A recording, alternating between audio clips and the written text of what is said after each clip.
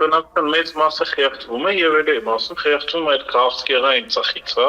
որտեղ այս ծուխը որը կա, այդ առողջարար ծուխ չէ, այսպես ասենք, եւ հետագայում բավականին կանրադառնա եւ տարեցների վրա եւ հատկապես երեխաների վրա։ Ինչ են օրինակ երեխաները այս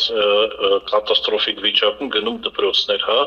ինչ են իրենք հայրում փողոցներով ընդհանրապես։ Շատ նման է գիտեք ինչին, որ Չեռնոբիլին պայթյուն էր տեղի ունեցել, բայց խորհրդային ղեկավարությունը ուզում է թաքցնել բնակչությունից, նույնիսկ պարտադրեց երեխաներին մասնակցել Կիևում այս մեկան պարադին, նույն վիճակն է ստեղ է, չի կարելի այսպես անտեսել եւ պատել սեփական բնակչության։ Իսկ ով պիտի այդ իշխանությունը աշխատեցնի, ով պիտի այդ կառավարման համակարգին աշխատեցնի, եթե ոչ ընդդիմությունը, եթե ոչ հասարակական ակտիվ դեմքերը։ Հասարակությունը պետք է պարտադրի, տեսեք, ես որոշակի առումով ես գիտեմ մարդկանց, ովքեր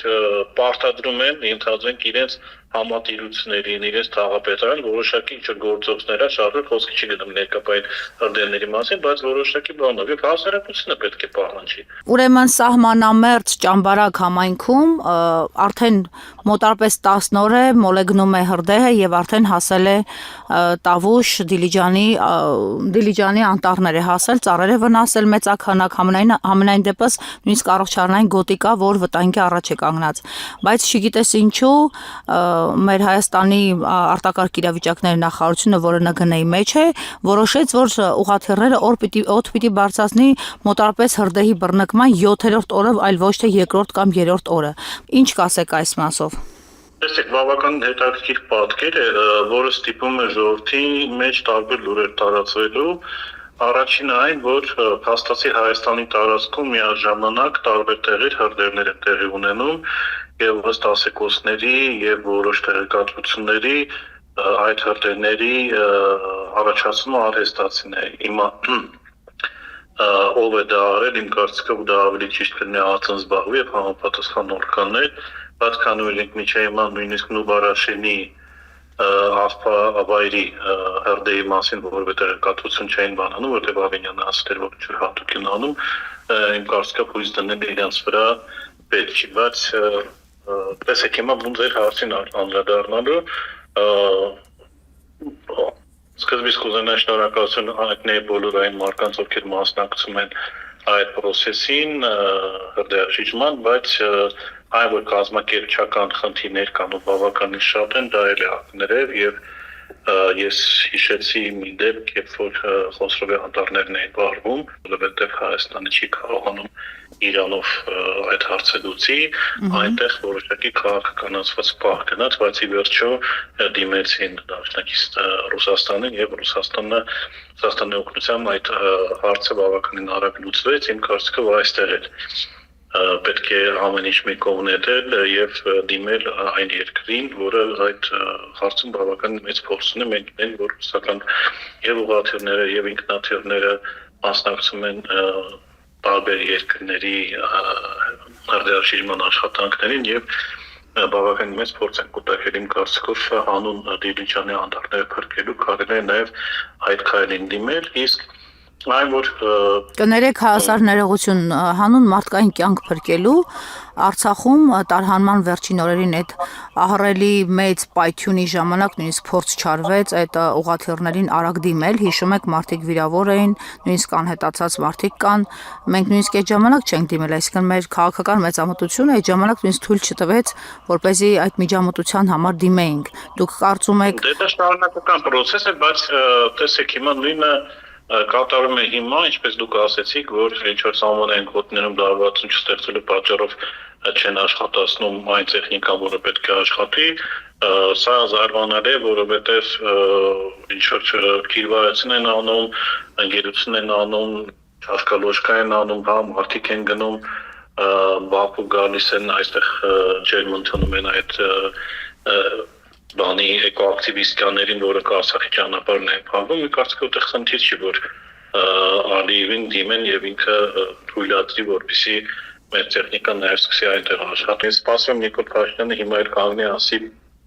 մարդը 30 հոգով հավաքվեք, տնից շլամգիրը վերցրեք, չգիտեմ ինչա։ Դույլերը վերցրեք եւ հասեք ձեր անտառները փրկելու։ Մի վեդրո ջուր վերցրեք, գնացեք հրդեհի դեմ պայքարեք։ Էլ եմ ասում, այն եթե դու կարողանում ես քո ուժերով անես, արա,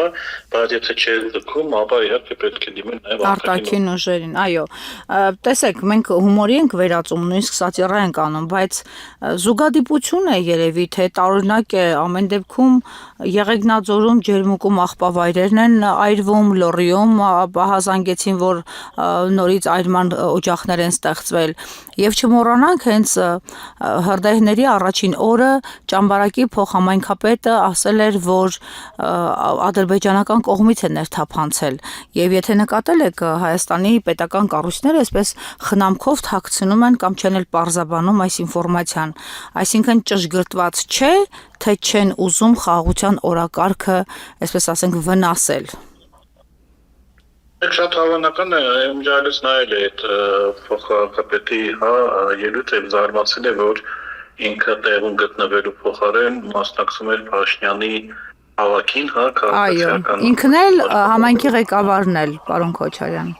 Համայնքի ղեկավարի պահով ես բան է արել, ինձ համոզում են, որ համայնքի ղեկավարը գտնվում է Ճամբարակում, բայց մի կողմ դնենք, եթե նույնիսկ համայնքից մեկ հոգի բացակայել է եւ գնացել է քաղաքական ժողովի, դա իմ կարծիքով արդեն absurd է եւ իրավիճակի անլրջություն է ցույց տալիս։ Շատ հավանական է, որ ադրբեջանցիները դիմացնին են այդպիսի բանի, այս պատերազմը տեղի ունենում ոչ միայն Հայաստան-Ադրբեջան հարաբերությունում, այլ շատ տարբեր տեղեր։ Ես նույնիսկ հիշում եմ, որ Արցախի ժամանակ է իրենք փորձում են տարածվի հասնի մեր մոտ։ Առաջացնում են նաև այնպիսի վարկածներ, որ օրինակ այս ամեն ինչի ետևում կանգնած են ադրբեջանցիները եւ այն որ ամբողջ Հայաստանի տարածքով այդ ամեն ինչը տեղի ունենում եւ համարյա թե չեմ կարող ասել պլանավորված կազմակերպված ձևով, բայց այստեղ ինչ որ հարցեր առաջանում են, ոնց է լինում, որ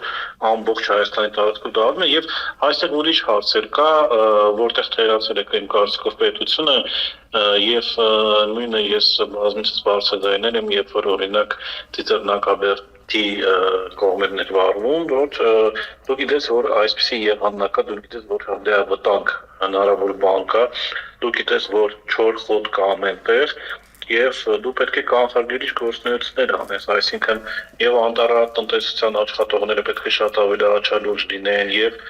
եթե վիտանգ կա, դու կարող ես ուղղակի արգելել մարդկանց ենթանեք մտնել արտանտանը կամ դաչել, Այո, պիտի վերահսկողություն իրականացվի եւ հանրային իրազեկումներ, պիտի պարտադիր հանրային իրազեկումներ իրականացվեն։ Ոչ թե Իմ քայլը հիմնադրամի միջոցառումների մասին պիտի իրենք պարբերաբար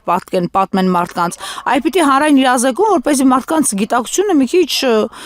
եւ սևեռում լինի խնդիրների վրա, չի կարելի այսպես նույնիսկ ծածկադմփոց անել ինֆորմացիան։ Եվ էլ եմ ասում, բնապահպանները առհասարակ չեն ահազանգում եւ շատ լուռ հետևում են այս ամենին։ Մի քիչ տարօրինակ է մեզ համար նաև նրանց վարքագիծը։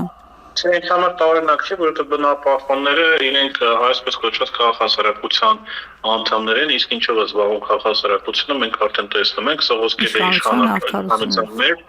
աչքերը փակում են, իր ապաշտպանները լռում են, ֆեմինիստիկը ձայն չեն անում Լիդիա Մանթաշյանի պահով, այսինքն ջուր են առել բերանները եւ դառնում են, որովհետեւ այո ով ֆինանսավորում է իրանց մասներ խոսում են, այսինքն Հայաստանում խոսել բնապահպանների մասին շատ բարձր է, որովհետեւ 1-2 հատուկ են դեմքեր են, մնացած կազմակերպված